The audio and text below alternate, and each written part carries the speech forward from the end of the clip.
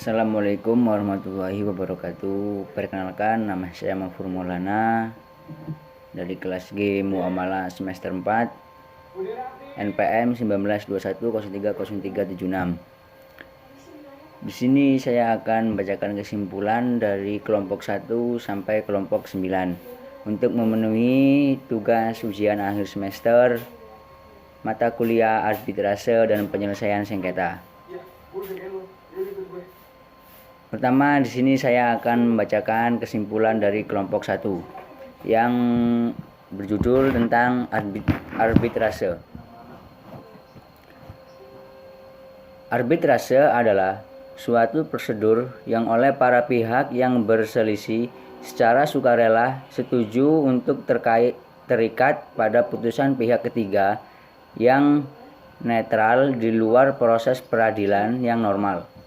Sementara itu, menurut Undang-Undang Nomor 30 Tahun 1999 tentang arbitrase dan alternatif penyelesaian sengketa umum pasal 1 angka 1, arbitrase adalah cara penyelesaian suatu sengketa perdata di luar peradilan umum yang didasarkan pada perjanjian arbitrase yang dibuat secara tertulis oleh para pihak yang bersengketa.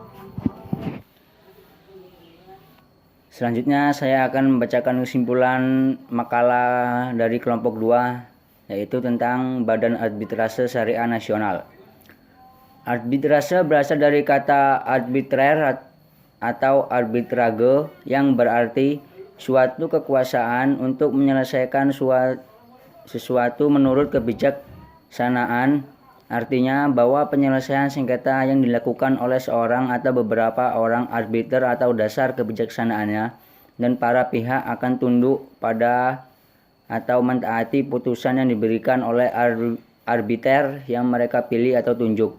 Dalam menjatuhkan putusan, para arbiter biasanya tetap menerapkan hukum seperti halnya yang dilakukan oleh hakim di pengadilan.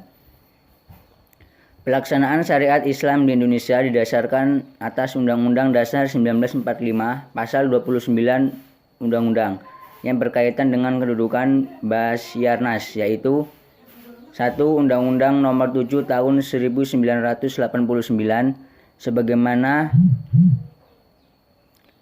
yang diubah dengan Undang-Undang Nomor 3 Tahun 2006 tentang Peradilan Agama dan terakhir dirubah dengan Undang-Undang Nomor 50 Tahun 2009. 2. Undang-Undang Nomor 30 Tahun 1999 tentang Arbitrase dan Alternatif Penyelesaian Sengketa. 3. Undang-Undang Nomor 41 Tahun 2004 tentang Wakaf. Undang-Undang Nomor 21 Tahun 2008 tentang Perbankan Syariah. 4. Undang-Undang Nomor 48 Tahun 2009 tentang Kekuasaan Kehakiman.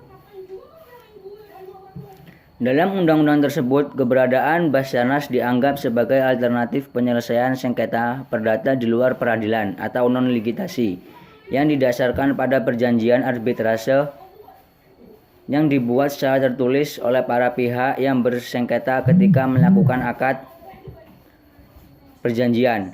Basyarnas merupakan lembaga arbitrase yang berperan menyelesaikan sengketa antara pihak-pihak yang melakukan akad dalam ekonomi syariah di luar jalur pengadilan. Untuk mencapai penyelesaian terbaik ketika upaya musyawarah tidak menghasilkan mufakat, putusan Basyarnas bersifat final dan mengikat. Selanjutnya kelompok 3, yaitu tentang penyelesaian sengketa.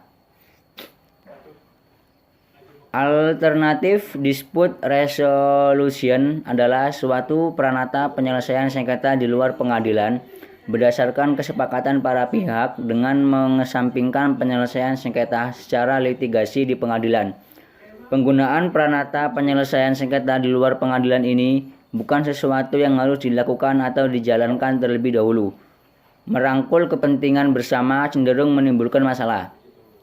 Bentuk ADR atau APS dalam Undang-Undang Nomor 30 Tahun 1999 tentang Arbitrase dan Alternatif Penyelesaian Sengketa adalah konsultasi, negosiasi, mediasi, konsiliasi, atau penilaian ahli.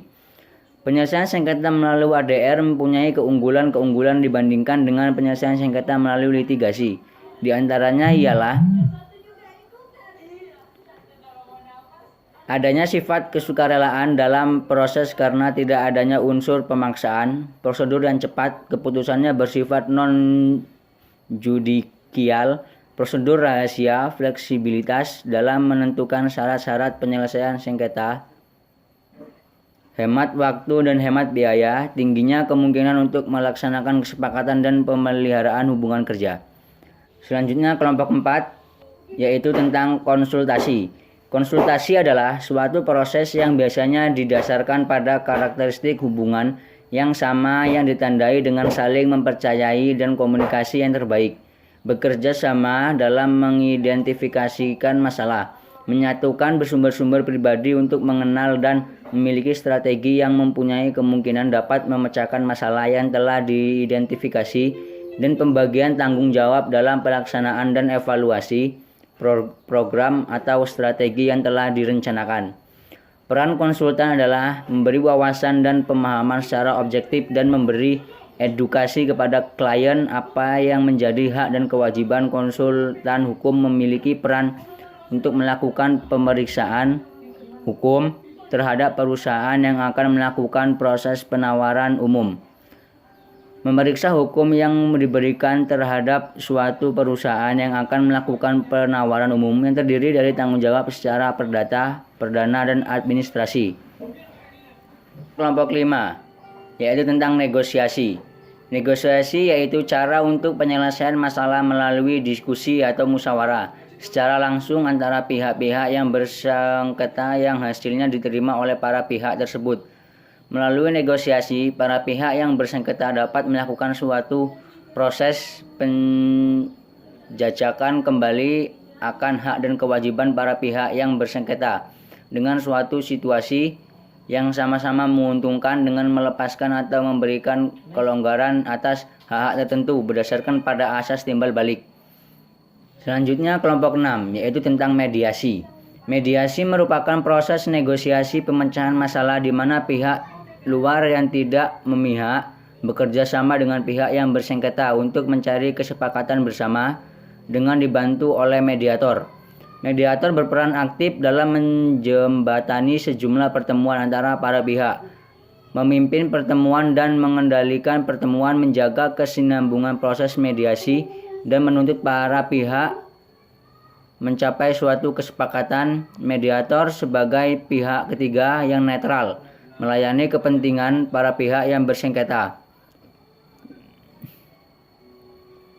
Mediator harus membangun interaksi dan komunikasi positif sehingga ia mampu menyelami kepentingan para pihak dan berusaha menawarkan alternatif dalam pemenuhan kepentingan tersebut. Selanjutnya kelompok 7 tentang konsiliasi.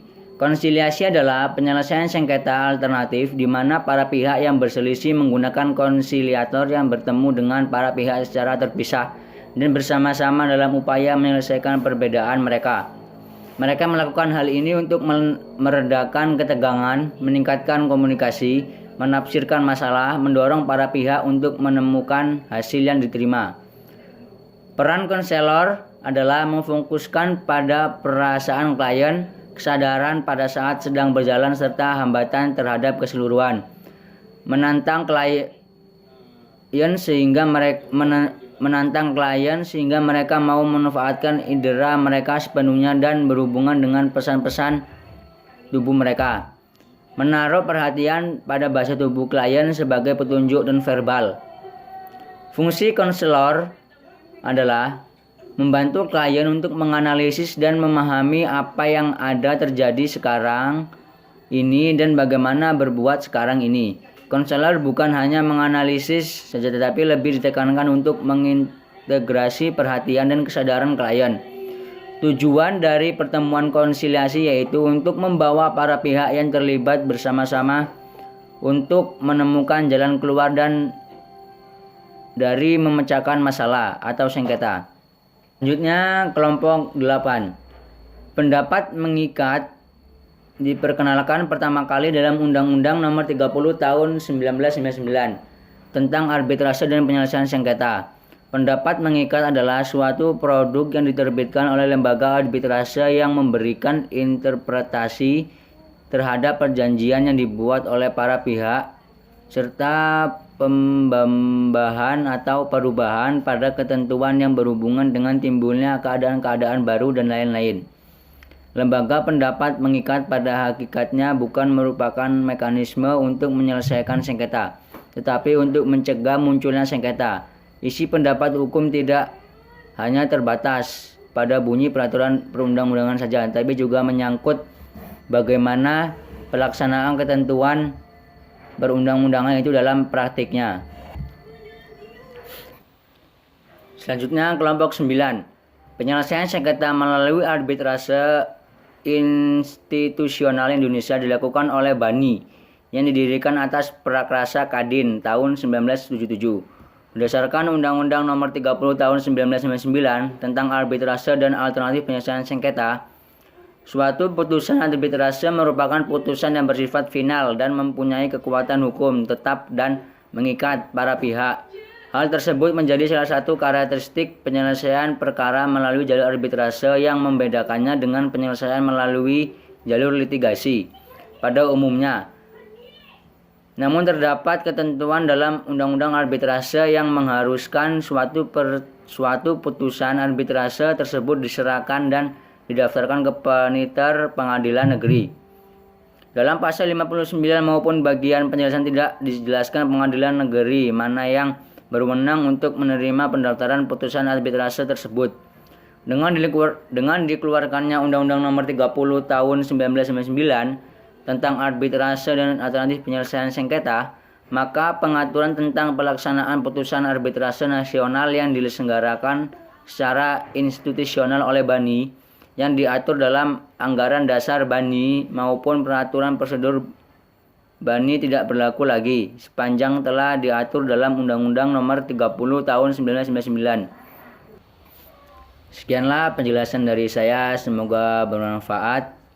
Saya akhiri, wassalamualaikum warahmatullahi wabarakatuh.